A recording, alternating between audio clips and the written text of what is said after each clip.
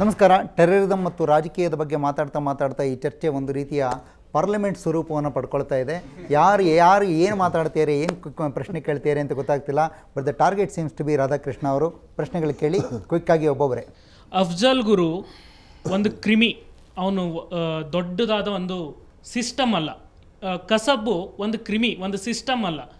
ನಾವು ಅಂಥ ಕಸಬನ್ನು ಒಂದು ಅಫ್ಜಲ್ ಗುರುನನ್ನು ನೇಣು ಹಾಕೋಕ್ಕೆ, ಗಲ್ಲಿಗೆ ಹಾಕೋಕ್ಕೆ ಯಾರಿಗೂ ಹೇಳಲ್ಲ. ಅದನ್ನು ಮುಚ್ಚುಮರೆಯಾಗಿ ಮಾಡ್ತೀವಿ. ನಮ್ಮ ಆ ಸಿಸ್ಟಮನ್ನು ತಯಾರು ಮಾಡಿದವರು, ಅಂದರೆ ಕಸಬನ್ನು ಮತ್ತು ಅಫ್ಜಲ್ ಗುರುನ ತಯಾರು ಮಾಡಿದವರು ಎಲ್ಲೋ ಕೂತಿದ್ದಾರೆ. ಅವ್ರ ಬಗ್ಗೆ ತುಟಿ ಪಿಟಕ್ ಅನ್ನೋದೇ 10 ವರ್ಷ ಕಳೆದ್ರಿ. ಇದಕ್ಕೆ ನಿಮ್ಮ ಉತ್ತರ ಏನು? ಅವ್ರು ಹಾಗೆ ಕೂತೇ ಇರಬೇಕಾ? ಅವ್ರ ಬಗ್ಗೆ ಯಾರು ಕೇರ್ ಮಾಡೋದೇ ಬೇಡವಾ? ಕ್ರಿಮಿ ಅನ್ನುವಂಥ ಒಂದು ಪದ ಇದೆಯಲ್ಲ, ಅದು ಕ್ರಿಮಿ ಅಲ್ಲ. Is A tool. ಒಂದು ಟೂಲ್, ಒಂದು ಪರಿಕರ, ಒಂದು ಕೆಟ್ಟ ಪರಂಪರೆಗೆ ಒಂದು ಪರಿಕರ. ಆಮೇಲೆ ತಾವು ನಮ್ಮ ದೇಶದ ಪ್ರಪಂಚದ ಸಿವಿಲೈಸ್ಡ್ ಸೊಸೈಟಿಯ ಕಾನೂನುಗಳನ್ನು ತಿಳ್ಕೊಬೇಕಾಗ್ತದೆ. ನಾವು ಅಫ್ಜಲ್ ಗುರು ಆಗಲಿ ಕಸಬ್ ಆಗಲಿ ಅವರನ್ನು ಅಪರಾಧಿಗಳು ಅಂತ ಗೊತ್ತಿದ್ದರೂ ಕೂಡ, ನಮಗೆಲ್ಲ ಗೊತ್ತಿದ್ದರೂ ಕೂಡ ಅದು ಗೊತ್ತಾಗಬೇಕಾದ್ರೆ ಅದಕ್ಕೊಂದು ಕ್ರಮ ಇದೆ. ಈಗಲೂ ರಾಜೀವ್ ಗಾಂಧಿಯನ್ನು ಕೊಂದವರನ್ನು ನಾವು ಇನ್ನೂ ಜೈಲಿಗೆ ಕಳಿಸಲಿಲ್ಲ, ಜೈಲಿನಲ್ಲಿದ್ದಾರೆ, ನೇಣಿಗೆ ಹಾಕಲಿಲ್ಲ. ಅದಕ್ಕೆ ಕೆಲವು ಹಂತಗಳ ವಿಚಾರಣೆಗಳಿದೆ. ಸರ್, ನಿಮ್ಗೆ ಮೋದಿ ಅಂತ 10 ಸಲ ಬಡ್ಕೊಳ್ಳೋಕೆ ಟೈಮ್ ಇದೆ. ಮತ್ತೊಂದು ಕಡೆ ಇಲ್ಲಿ ಇದಾಗ್ತಿಲ್ಲ ಅದಾಗ್ತಿಲ್ಲ, ಕೆಲವು ಕಾರ್ಯಗಳಾಗ್ತಿಲ್ಲ ಅಂತ ಹೇಳಲಿಕ್ಕೆ ಟೈಮ್ ಇದೆ. ಬಟ್ ನಿಮ್ಮ ಟೆರರಿಸಮ್ ಬಗ್ಗೆ ಯಾವುದೇ ಕಾರಣಕ್ಕೂ ಅಲ್ಲಿ ಎಲ್ಲೂ ಆಸ್ಪದನೇ ಇಲ್ಲ. ಚರ್ಚೆ ಮಾಡ್ಲಿಕ್ಕೆ ನಿಮ್ಗೆ ಟೈಮೇ ಇಲ್ವಲ್ಲ. ಫಸ್ಟ್ ಆಫ್ ಆಲ್ ಎಲ್ಲ ಮುಸ್ಲಿಂ ಕಂಟ್ರಿಗಳು ಅಷ್ಟೊಂದಿದೆ. ಈ ನಿರ್ಧಾರಗಳನ್ನ, ಈ ಥರದ ನಿರ್ಧಾರಗಳನ್ನ ತಗೊಳ್ಳಕ್ಕೆ ಅಂತಾನೆ ಅಲ್ಲಲ್ಲ, ನೀವು ಯಾಕೆ ನಾವು ಅಡಾಪ್ಟ್ ಮಾಡ್ಕೊಳ್ಳೋಕೆ ನಮ್ಮ ಡೆಮಾಕ್ರಸಿಯಲ್ಲಿ ಈ ಥರದ ಜನಪರವಾದ ಅಥವಾ ಜನಗಳ ಪರವಾದ ನಿರ್ಧಾರವನ್ನು ತಗೊಳ್ಳಕ್ಕೆ ಅಂತಾನೆ ಪಾರ್ಲಿಮೆಂಟ್ ಇದೆ. ಅವರೆಲ್ಲರೂ ನಮ್ಮಿಂದ ಆಯ್ಕೆಯಾಗಿ ಹೋಗಿರೋರು ಯಾವ ಥರದವರು ಅನ್ನೋದು ದಟ್ಸ್ ಡಿಬೇಟಬಲ್. ಈ ಮೊನ್ನೆ ತಾನೇ ನಾನು ಸುವರ್ಣ ನ್ಯೂಸ್ನಲ್ಲೇ ನೋಡ್ತಾ ಇದ್ದೆ. 2 ಜನ ಸಹೋದರಿಯರು ನಮ್ಮ ಮನೆಗೆ ಯಾಸಿನ್ ಭಟ್ಕಳ್ ಬಂದಿದ್ದ, ಇಲ್ಲೆಲ್ಲ ಅವನ ಬೇರುಗಳು ಹರಡಿರಬಹುದು, ಇದ್ರ ಬಗ್ಗೆ ಸ್ವಲ್ಪ ಏನಾದರೂ ತನಿಖೆ ಮಾಡಿ ಅಂತ ಅವರಿಬ್ಬರು ಹೆಣ್ಣು ಮಕ್ಕಳು, ಒಬ್ಬರು ಜವಾಬ್ದಾರಿಯುತ ನಾಗರಿಕರಾಗಿ ಅವರಷ್ಟು ಹೋರಾಡ್ತಾ ಇದ್ರು ಕೂಡ ನಮ್ಮ ಮುಖ್ಯಮಂತ್ರಿಗಳಲ್ಲಿ ಕೇಳಿದಾಗ ಯಾಸಿನ್ ಭಟ್ಕಳ ಅವ್ರು ಯಾರು ನನಗೆ ಗೊತ್ತೇ ಇಲ್ಲ. ಇವತ್ತು ಪ್ರತಿಯೊಬ್ಬ ಒಂದು ಅತ್ಯಂತ ಏನೂ ಗೊತ್ತಿಲ್ಲ ಅರಿಯದಂಥ ಒಂದು ಅನಕ್ಷರಸ್ಥನಿಗೂ ಕೂಡ ಯಾಸಿನ್ ಭಟ್ಕಳ ಅಂದರೆ ಯಾರು ಅಂತ ಗೊತ್ತಿದೆ. ನಮ್ಮ ಮುಖ್ಯಮಂತ್ರಿಗಳಿಗೆ ಗೊತ್ತಿಲ್ಲ ಅಂತಂದರೆ ಈ ರೀತಿ ಯಾರು ಮಾಹಿತಿಯನ್ನು ಹೊರಗೆ ಇದು ಮಾಡ್ತಾರೋ ಅದನ್ನು ಆಧರಿಸಿಕೊಂಡು ಯಾವುದೇ ರೀತಿ ತನಿಖೆಗಳನ್ನ ಯಾಕೆ ಕೈಗೊಳ್ತಾ ಇಲ್ಲ ಅಂತ ನನ್ನ ಕ್ವಶನ್ ಸರ್. ಅಲ್ಲ, ಗೊತ್ತಿಲ್ಲ ಅನ್ನೋಕ್ಕಿಂತ ಗೊತ್ತಿರುತ್ತೆ ಸಿದ್ದರಾಮಯ್ಯನವರಿಗೆ. ಬಟ್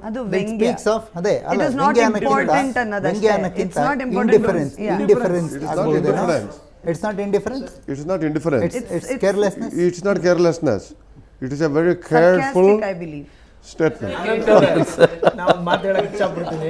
ನಮ್ಮ ದೇಶದಲ್ಲಿ ಭಯೋತ್ಪಾದಕತೆ ಯಾಕೆ ಇನ್ನೂ ಬೆಳೀತಾನೆ ಇದೆ? ನಾವು 0 ಟಾಲರೆನ್ಸ್ ಪಾಲಿಸಿನ ಅಡಾಪ್ಟ್ ಮಾಡ್ಕೊತಾನೆ ಇಲ್ಲ. ನಾನು ತುಂಬ ಗಂಭೀರವಾದ ವಿಚಾರಕ್ಕೆ ಚರ್ಚೆ ಮಾಡ್ತೀನಿ. ನಾವು ಆಗ್ಲಿಂದ ಬಹುಶಃ ನನಗನ್ಸುತ್ತೆ ನಾವು ತುಂಬ ಮೇಲ್ಮೇಲಕ್ಕೆ ತೇಲ್ತಿದ್ದೀವಿ. ನಾನು ಕಾಶ್ಮೀರಕ್ಕೆ ಹೋಗಿದ್ದೀನಿ. ಕಾಶ್ಮೀರದ ಲೆಂತ್ ಆ್ಯಂಡ್ ಬ್ರೆಡ್ ನಾನು ನೋಡಿದ್ದೀನಿ. ನಾನು ಬಾರಾಮುಲ್ಲಾಕ್ಕೆ ಹೋಗಿದ್ದೀನಿ. ಯಾವುದನ್ನು ಅಫ್ಜಲ್ ಗುರುವಿನ ಹೆಂಡತಿಯ ಊರು ಅಂತ ಕರೀತಾರೋ ಆ ಹಳ್ಳಿಯಲ್ಲಿ ತಿರುಗಾಡಿದ್ದೀನಿ. ಮುಸಲ್ಮಾನರ ನಡುವೆ ಇದ್ದೀನಿ. ಯಾರು ಶಸ್ತ್ರಗಳನ್ನು ಕೆಳಗಿಟ್ಟು ಕೂತಿದ್ದಾರೋ ಅವ್ರ ಜೊತೆ ಕೂತ್ ಬಂದಿದ್ದೀನಿ. ನಾನು ಮಾತನಾಡಿದ್ದೀನಿ. ನಾನು ಸುಮ್ಮನೆ ಮಾತನಾಡ್ತಾ ಅವ್ರನ್ನ ಕೇಳಿದೆ, ನೀವೆಲ್ಲ ಏನು ಹೇಳ್ತೀರಾ, ಪಾಕಿಸ್ತಾನಕ್ಕೆ ಹೋಗ್ಬಿಡ್ಬೇಕು ಅಂತ ಇಷ್ಟನಾ ನಿಮಗೆ? ಸರ್, ಹಾರ್ಟ್ ಆಫ್ ದಿ ಕಾಶ್ಮೀರದಲ್ಲಿ ವಿಚಾರ ಹೇಳ್ತಿದ್ದೀನಿ. ಬಾರಾಮುಲ್ಲಾದಲ್ಲಿ ಭಯೋತ್ಪಾದಕರೇ ತುಂಬಿರುವಂಥ ಜಾಗ. ಅವ್ರನ್ನ ಕೇಳಿದಾಗ ಅವ್ನು ಹೇಳಿದ ದೇವರಾಣೆಗೂ ಇಲ್ಲ ಅಂತ. ಅದರಲ್ಲಿ ಒಬ್ಬ ನನಗೆ ಹೇಳ್ತಾನೆ, ಬೆಂಗಳೂರಿನಲ್ಲಿ ನನ್ನ ಮಗ ಇಂಜಿನಿಯರಿಂಗ್ ಓದ್ತಿದ್ದಾನೆ ಅಂತ. ನಾನು ಕೇಳಿದೆ, ಮತ್ತು ನೀವು ಯಾಕೆ ಪಾಕಿಸ್ತಾನಕ್ಕೆ ಹೋಗಬೇಕು ಅಂತ ಹೇಳ್ತೀರಾ? ನನಗೆ ಗೊತ್ತು ಸರ್, ಪಾಕಿಸ್ತಾನಕ್ಕೆ ಅವರಿಗೆ ತಿನ್ಲಿಕ್ಕೆ ಗತಿ ಇಲ್ಲ, ಇನ್ನು ನಮಗೇನು ಕೊಡ್ತಾರೆ, ನಾವು ಆಟೋನಮಸ್ ಆಗಿದ್ದಾಗ ನಾವು ಬದುಕಲಿಕ್ಕೆ ಸಾಧ್ಯ ಇಲ್ಲ ಅಂತ ನಮ್ಗೆ ಗೊತ್ತು. ಆದರೆ ಪಾಕಿಸ್ತಾನ್ ಜಿಂದಾಬಾದ್ ಅಂತ ಹೇಳಿದರೆ ಕೇಂದ್ರ ಸರ್ಕಾರದಿಂದ ಹಣ ಬರುತ್ತೆ ಅನ್ನೋ ಕಾರಣಕ್ಕೋಸ್ಕರ ನಾವು ಜಿಂದಾಬಾದ್ ಅಂತ ಈಗಲೂ ಹೇಳ್ತಿರ್ತೀವಿ ಅಂತ ಈಗಲೂ ಹೇಳ್ತಾರೆ. ನಾನು ಹೋಗಿದ್ದ ದಿನಾನೇ ಅಲ್ಲಿ ಪ್ರಧಾನಮಂತ್ರಿ ಬಂದಿದ್ರು, ಕಳೆದ 5-6 ತಿಂಗಳ ಹಿಂದೆ. ಇದನ್ನು ವಾಪಸ್ ನೀವು ಗಮನಿಸಬಹುದು. ಪ್ರಧಾನಮಂತ್ರಿ ಬರೋ ದಿನ ಉದ್ದಕ್ಕೂ ಪಾಕಿಸ್ತಾನದ ಫ್ಲಾಗ್ಗಳು. ಯಾವುದೋ ಒಂದು ದೇಶ ಗೂಗಲ್ ಅರ್ತ್ನಲ್ಲಿ ಒಸಾಮಾ ಬಿನ್ ಲಾಡೆನ್ ಇರೋ ಮನೆ ಕಂಪೌಂಡನ್ನು ಹುಡ್ಕೊಂಡು ಹೋಗಿ ಅವನನ್ನು ಹೊಡೆಯೋಕ್ಕಾಗುತ್ತೆ.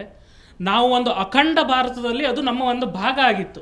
ಅಂಥದ್ರಲ್ಲಿ ನಮಗೆ ಪಾಕಿಸ್ತಾನದಲ್ಲಿ ಏನೇನಿದೆ ಒಳ ಹೊರ ಎಲ್ಲ ನಮಗೆ ಗೊತ್ತಿರೋದ್ರಲ್ಲಿ ವ್ಯಾಪಾರ ಸಂಬಂಧ ಇದೆ. ನಮಗೋಸ್ಕರ ನಮ್ದು ಅವ್ರದ್ದು ವ್ಯಾಪಾರ ತುಂಬಾ ಚೆನ್ನಾಗಿ ನಡೆಯುತ್ತೆ. ಹಾಗಿದ್ಮೇಲೆ ನಮ್ಗೊಂದು ಅವ್ರ ಜೊತೆ ಮಾತನಾಡೋ ಯೋಗ್ಯತೆ ಇಲ್ವಾ? ಅವ್ರಿಗೆ ಹೇಮಚಂದ್ರನ ತಲೆ ಕಡ್ಕೊಂಡು ಹೋಗಿ ಮನೆಗೆ ಬಾಡಿ ಕಳಿಸ್ತಾರೆ. ಒಂದು ತಲೆ ಕೊಡಿ ಅಂತ ಕೇಳೋ ತಾಕತ್ತಿರುವಂತ ಯುದ್ಧ ರೂಲ್ಡ್ ಔಟ್. ಯಾಕೆಂದ್ರೆ 2 ನ್ಯೂಕ್ಲಿಯರ್ ಸ್ಟೇಟ್ಗಳ ಮಧ್ಯೆ ಯುದ್ಧ ಆಗೋದು ಕಲ್ಪಿಸ್ಕೊಳ್ಳಿಕ್ಕೂ ಸಾಧ್ಯ ಇಲ್ಲದೆ ಇರುವಂಥದ್ದು. ಯುದ್ಧ ಬಿಟ್ಟರೆ ಬೇರೆ ದಾರಿ ಏನು ಅಂತ ಮಾತಾಡಿದ್ವಪ್ಪ ನಾವು. ಮಾತಾಡೋದ್ರಿಂದ ಪರಿಹಾರ ಸರ್ ಎಲ್ಲಿ Is ಮಾತಾಡಿದ್ದೀನಿ there sir something mass else? ಅಂದ್ರೆ ನಾನು Is there ನಾನು something else? ಸಂಧಾನ ಅಲ್ಲ ಆದ್ರೆ ಪ್ರಧಾನಮಂತ್ರಿಗಳು ಒಂದಾದ್ರೂ ಸ್ಟೇಟ್ಮೆಂಟ್ ಕೊಟ್ಟಿದ್ದಾರೆ ಪ್ರಧಾನಮಂತ್ರಿಗಳು ಸುಮಾರು ವಿಷಯಗಳ ಬಗ್ಗೆ ಮಾತಾಡೋದಿಲ್ಲ ಈ ವಿಚಾರ ಬೇಕಾದಷ್ಟು ವಿಷಯದ ಬಗ್ಗೆ He is like that. ಮಾತಾಡ್ತಾರೆ ಆದ್ರೆ ಸ್ಟ್ರಾಂಗ್ ಆಗಿರಲ್ಲ. ಇದು ಬರೇ ಪಾಕಿಸ್ತಾನದ ಇಶ್ಯೂ ಮಾತ್ರ ಅಲ್ಲ. ಸಿಂಪಲ್ ಸೊಲ್ಯೂಷನ್ ಏನು ಗೊತ್ತಾ, ಒಂದು ಸಿಂಪಲ್ ಆಗಿ ಎಲ್ಲರೂ ಎಷ್ಟು ಪ್ರಶ್ನೆಗಳು ಕೇಳ್ತಾರೆ ಅಂದರೆ ಖುದ್ದಾಗಿ ಕೂತ್ಕೊಂಡು ಯಾರೂ ಯೋಚನೆ ಮಾಡೋದಿಲ್ಲ. ಅನ್ಫಾರ್ಚುನೇಟ್ಲಿ ಈ ಬ್ಲೇಮ್ ಗೇಮ್ ಎಲ್ಲಿ ತನಕ ನಿಲ್ಲುತ್ತೋ ಪೊಲಿಟಿಕಲಿ ಅಪ್ಪರ್ ಹ್ಯಾಂಡ್ ಕೊಡ್ತಾನೆ ಇರ್ತೀರಾ, ಟೆರರಿಸ್ಟ್ಗಳು ಬದುಕೇ ಇರ್ತಾರೆ. ಸೊ ಏನು ಮಾಡಬೇಕು? You just need to stop ಯುದ್ಧ ದಾರಿ ಅಲ್ಲ ಅಂದಾಗ ಬೇರೆ ಸರ್, ಯುದ್ಧ ದಾರಿ ಅಂತಾನೆ ಒಂದು ಸೆಕೆಂಡ್ ಬೂಟಾಟಕ್ಕೆ ವ್ಯಂಗ್ಯವಾಗಿ ಬೇಜವಾಬ್ದಾರಿ ಅಂತಾನೆ ಇಟ್ಕೊಳ್ಳಿ.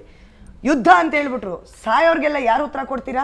Do you know the destruction it can create? ಯುದ್ಧ ಒಂದು ಆಪ್ಷನ್ ಅಲ್ಲ, ಯುದ್ಧ ಮಾಡಲಿಕ್ಕೆ ಸಾಧ್ಯ ಇಲ್ಲ. ಪಕ್ಕದ ಮನೆಯವ್ರ ಹತ್ರ ಯುದ್ಧ ಮಾಡಿಕೊಂಡು ನಾವು ಬದುಕಿರೋದು ಕಷ್ಟ. ಪ್ರಧಾನಮಂತ್ರಿಯವರು ಸಾಫ್ಟ್ ಸ್ಪೋಕನ್ ಆದರೆ ಯಾವುದೇ ಪ್ರಯೋಜನ ಇಲ್ಲ. ಬೇರೆ ಒಂದು ಯಾರೋ ನಮ್ಮ ಅಕ್ಕಪಕ್ಕದಲ್ಲಿರೋರು ಬೇಕಂತ ನಮ್ಮನ್ನ ಕೆಣಗಿಸ್ತಾ ಇದ್ದಾರೆ ಅಂತಂದ್ರೆ ನಮ್ಮಲ್ಲೂ ಧೈರ್ಯ ಇದೆ, ನಮ್ಮ ಹತ್ರನೂ ಪೌರುಷ ಇದೆ, ನಮ್ಮ ಹತ್ರನೂ ಸಶಕ್ತರಾಗಿದ್ದೀವಿ ಅನ್ನೋದನ್ನ ಒಂದು ಮಾತು ತೋರಿಸಿದ್ರೆ ನಾವು. ಸರ್ ಈಗ ಸರ್ ನಿಮ್ಮನೆಲ್ಲೇ ಯಾರೋ ಬಂದು ನಿಮ್ಮನ್ನ ಅಂದ್ರೆ ಏನೋ ನಿಮ್ಗೆ ಎದುರಿಸ್ತಾ ಇದಾರೆ ಅಂದ್ರೆ ನಿಮ್ಗೆ ಪ್ರತ್ಯುತ್ತರ ಕೊಡಕ ತಾಕತ್ತಿಲ್ವಾ ಅಂತ ಅರ್ಥ. ಅಗ್ರೆಸಿವ್ ಡಿಪ್ಲೊಮಸಿ, ಸರ್ ವೇಲ್ಡ್ ಥ್ರೆಟ್ಗಳು. ನೀವು ನೇರವಾಗಿ ಯುದ್ಧ ಮಾಡಬೇಕು ಅಂತಿಲ್ಲ.